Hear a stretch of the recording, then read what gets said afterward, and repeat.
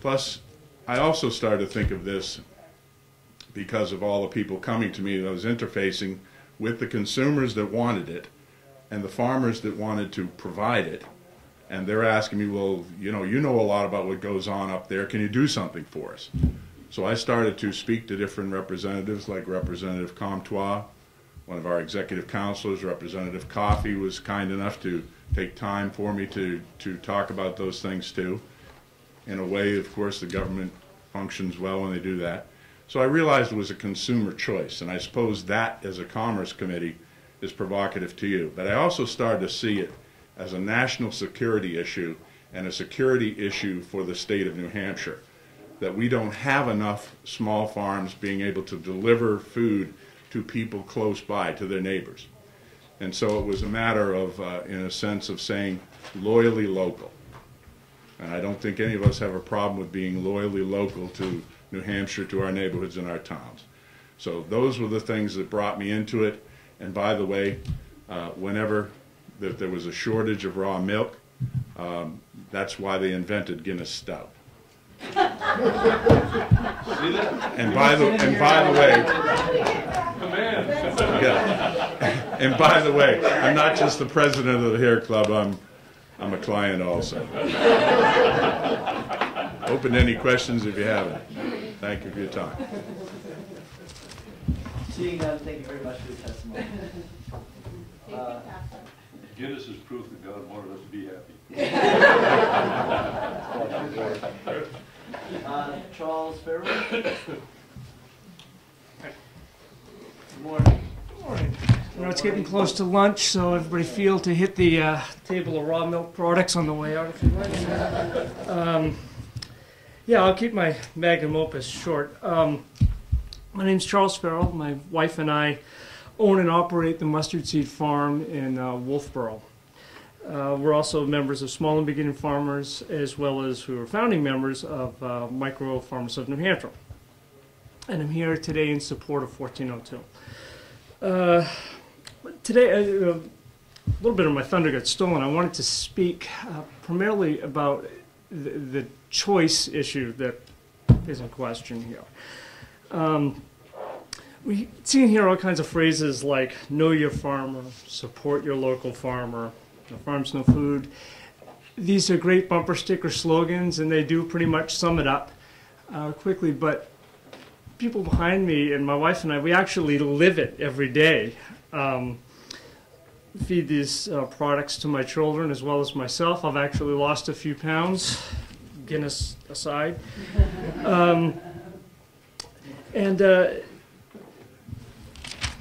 Page 2. The ability to choose what one puts into their body is probably one of the most rudimentary, God-given choices we have. It's a right. Not to get off too much on this topic, but rights come from above, not from government, in my estimation. But we can talk about that on another day. But unfortunately, a vote against 1402 would ostensibly be a vote against this choice. The reason why is it would severely limit, if not wipe out, the ability of small farmers to operate for a whole host of reasons. And then for those who wish to go to the larger food stores, go so with my blessings. I'll give you directions from my house. But for those who don't, we do so with the full knowledge of all the risks, both real and perceived. And I'll leave you with a quote from Thomas Jefferson. He said, "If people let government decide what foods they can eat and what medicines they can take, the bodies will soon be in as sorry a state as the souls of those who live under tyranny." Now, that may or may not be a verbatim quote, but I think it is safe to say that Thomas Jefferson was probably raised on the products we're talking about here today, and without any government oversight, and he lived to the ripe old age of 83. Thank you. As well. Okay, that's my memories had a lot of French wine. Well, then if we're going to talk about French wine, you have my approval. Lived even longer, even though they're both died of the same same day. He drank hard cider every morning. Well, then we should pass a hard cider law to him. We have that. Thank you. Thank you very much. Please pray for the sobriety of my colleagues. What's that No, again? no, she's talking about Will you pray for the sobriety? What makes you think I already don't? Thank you. We have to. They need it. We're going to change Representative McGinnis's name to.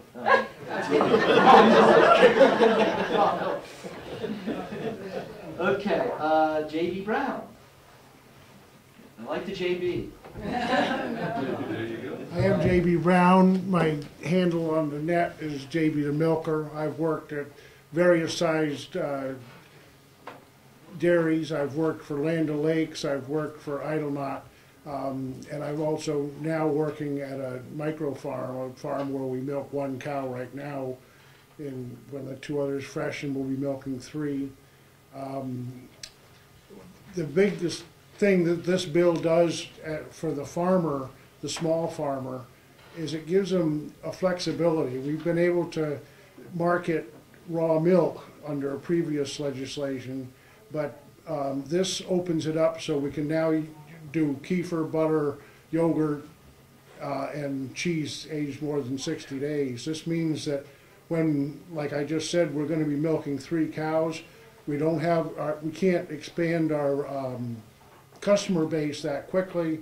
This gives us a flexibility to be able to make things that will, butter we can put in the freezer, aged cheese we can keep in the cheese cave, or we can keep for a substantially long time.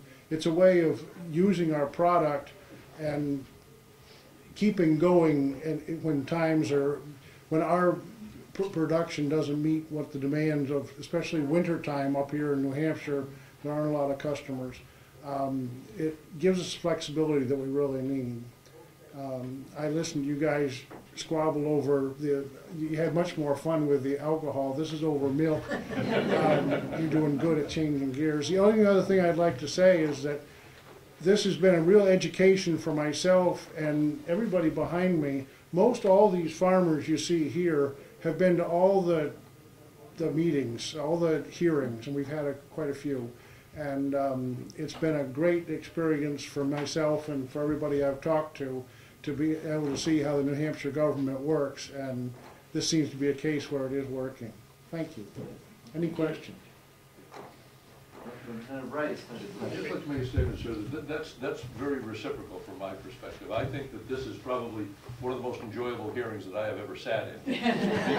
because instead of seeing a bunch of people with orange buttons on here, we're looking at the people, we're looking at the citizens of the state, and I really enjoy hearing the questions come directly from you rather than through some paid lobbyists. I really appreciate the comments you're making. Thank you very much. We're an independent group. You live in New Hampshire. Diana Farrell? Dina Farrell. Dina, it is Dina. Sorry. Thank you, Chairman, members of the board. My name is Dina Farrell. My husband and I own the Old Ways at Mustard Seed Farm. It's a very small micro farm. JB is actually is our farm hand. And we are presently milking 1 cow, hope to milk 3 very soon. And we're a very diversified, self-sustaining farm, primarily to support our family. I have 4 children. And that's initially why we got into this. We wanted the best food possible for our family. But in order to keep the farm animals and keep the farm running, we do need to sell product. Otherwise, it just couldn't happen. And this bill is very important to us personally because it expands what we can sell. The home-baked goods, which, you know, without... Sorry, I had a license at one point and let it go because it just didn't make it worthwhile to sell the home-baked goods. But this bill would allow for that, and the raw milk products. It just expands our inventory. Also, I'm here as the chairman of Micro Farmers of New Hampshire, and it is a newly formed group specifically formed to support this bill because it was important to so many farmers and consumers. The consumers that come to our farms have done the research. They seek us out. Most of us don't even advertise. And they want these products, and they want them from small farms. They don't want to go to commercial farms or the grocery store. They want to know their farmer, they want to see the animals, and they want to know exactly how their food is being produced. And, you know, I could go on and on. I think you've heard it all, or you at least have an opinion set already. But this bill is extremely important to farmers, consumers, the economics of this state. If passed, it only can benefit everyone. Thank you very much. Thank you. I do have a question, Representative Coffey. Just a quick comment. Congratulations on your new organization. It's obvious you guys have put a lot of love and effort into what you're doing. If I can make a suggestion to perhaps the co-sponsors of the bill, I think this is an important topic, and I'd say you're going to follow this all the way through over to the Senate. You might want to go ahead and start speaking to the governor's office for support and perhaps having a signing ceremony. I think all the folks here deserve that. So I'd encourage you to do that. Thank you. Thank you. Bob Streeter?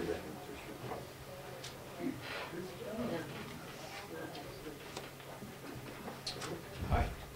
I'm one of the farmers that got one of those cease and desist letters last summer. I have 3 cows.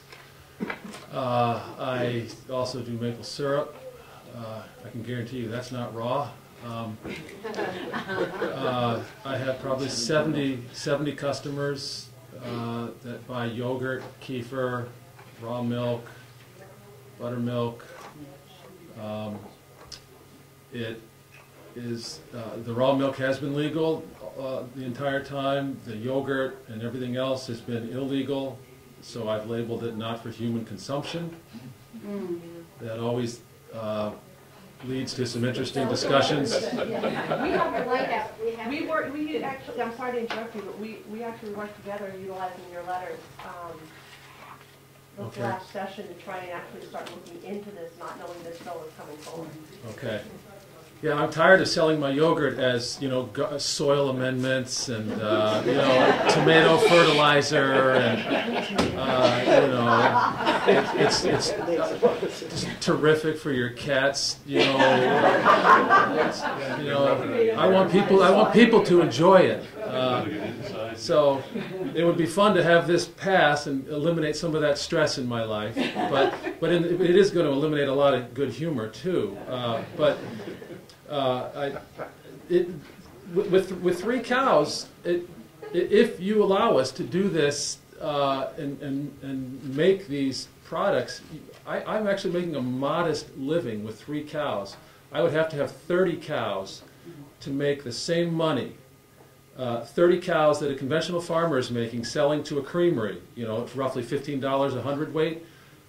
If you make yogurt, kefir, those sorts of things, do all the value added, you can make well over $100 per hundredweight, and you can make a modest living as a farmer with 3 cows and a few other little sidelines like vegetables, maple syrup.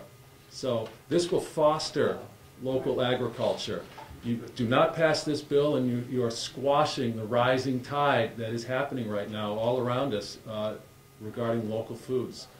So, and by the way, I did invite the inspectors. Once I got the cease and desist, I did invite the inspectors to come by and tell me what would I have to do to comply. And after about 2 hours and a laundry list about this long, totaling, I guarantee you, in the neighborhood of $50,000 or more, I could have complied. And there's no way that I'm going to do that. I can't afford it, and there's no way that somebody half my age is going to do that trying to get into this. So we need to foster local agriculture, and this is one way to do it. It's a good start. Thank you. Thank you.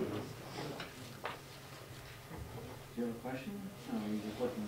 I'm just wondering, thank you, Mr. Chair, how many cards are left, because I'm looking at everybody's hands, and my grandparents milked cows for the raw milk we drank, and their fingers bent down, but I'm thinking you all must be using machines these days.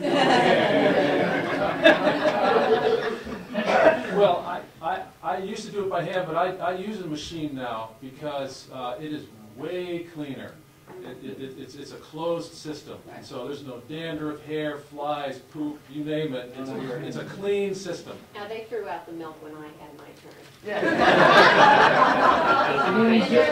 They didn't even give it to the cat? Wow. Tomato was there having the milk. They didn't pour it in with the tomatoes? Okay. Yes, we do. Ruth Holmes for the bill.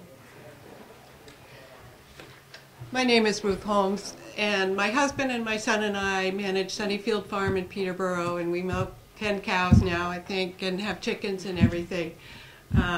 And I actually want to thank you for this. This is very exciting. Thank you for the work you did, Bob. Bob has, and that committee. It's wonderful to see this. And I'm not sure if this is anywhere we can go, but I absolutely support this bill, but I want to see that limit higher. We actually looked into putting in a cheese room so we could make cheese to do a value-added product, and like you, it was going to cost us $80,000 to renovate the barn to try and just do some cheese. So at least look at this as planting a seed, ha ha ha, for future, because I'm hoping to be back here asking for a higher limit. I know $10,000 is a good start for people to get their fingers in and figure out if the product is going to work. But the reality is that this myth, this idea of talking to everybody and saying, how do farmers make it, how do farmers make it? And then having the guy from Pete and Jerry say, well, most farmers have outside jobs. Why do we have to do that? Why do we have to do that? This should be our full-time focus, and let us put good food on your plate. So we can actually, I can kill, pluck, eviscerate, bag, and put a raw chicken in the refrigerator to sell to anybody with absolutely no oversight in the state. And I can sell over 20, how much would you guess in birds could we sell? So the money there is already way over $10,000. And so that's already happening. So what I'm saying is, I'm planting the seed here. I would like to see it at 50,000 for people. I don't know if this committee could do that, and maybe that's not it, but consider the seed planted. Right. One more card left. Steve. Alan? Steve Almond, he left, he figured it's a pass.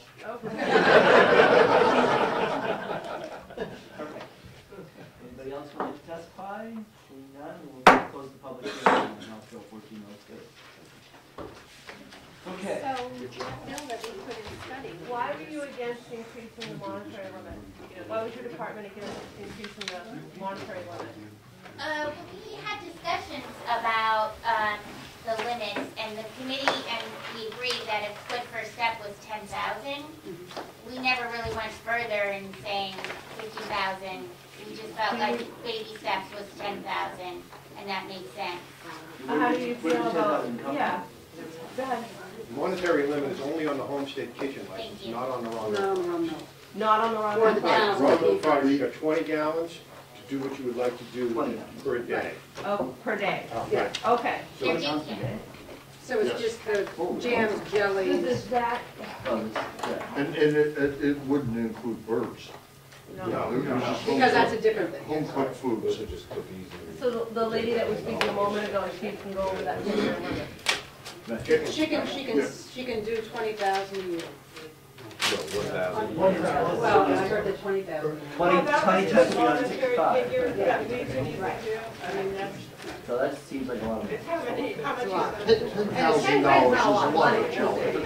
But the jellies and jams and cookies and, Exactly. you know, we don't want to cut into, Girl Scout cookies. No. And if they get any bigger than that, They don't if make they it get in any their bigger than kitchens. that, we were thinking that they could probably afford to license their facility too, because that's pretty much heavy-duty production.